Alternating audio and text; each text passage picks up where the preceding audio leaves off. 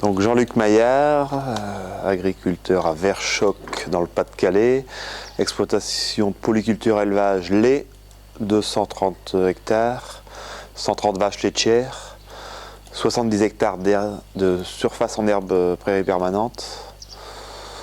Ensuite, quoi dire, blé, une soixantaine d'hectares de blé, une dizaine d'hectares d'escourgeons, une dizaine d'hectares de colza, une dizaine d'hectares de févrole, 45 hectares de maïs. Donc voilà à peu près. J'ai d'abord eu un easy drill de chez Sulky en 2009. Et puis je l'ai renouvelé au bout de 5 ans, donc il y a un an j'ai renouvelé, j'étais satisfait de mon easy drill et la question ne s'est pas posée au moment du renouvellement pour changer de marque. Premier avantage, Sulky était une marque connue et reconnue et mon concessionnaire était concessionnaire Sulky. Donc c'était la facilité d'accès aux services après-vente. Ensuite, vis-à-vis d'autres semoirs que j'ai utilisés, c'était la simplicité, la précision du réglage de débit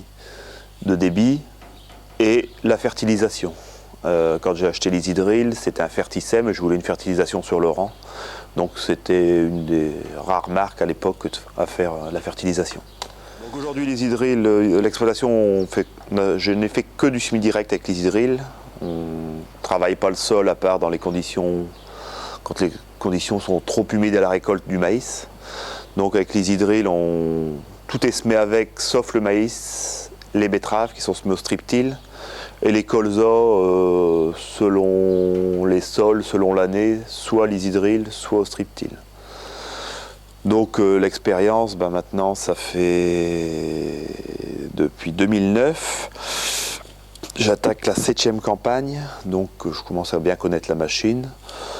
Les points forts, c'est la qualité de l'implantation, la facilité de réglage, de profondeur pour moi. C'est important parce qu'on sème, on peut semer des févroles et peut-être le même jour de l'avoine et quelques temps après de l'herbe. Et donc on a la facilité de changer les réglages. De profondeur tout au moins et ensuite la précision dans le réglage du débit, quoi. J'ai jamais eu de soucis particuliers avec le semoir, c'est encore mieux. Pas d'avoir trop de réactivité, mais dans l'ensemble ça se passe très bien. Et puis bon, comme c'est des marques reconnues, on n'a pas de mal pour avoir les pièces, la pièce détachée, que ce soit du disque. Bon voilà, comme tout matériel, il y a parfois des soucis, mais ça se passe bien globalement et ça se passait bien avec le Sulky avant. Donc voilà, c'est aussi pour ça que je suis resté sur cette marque-là.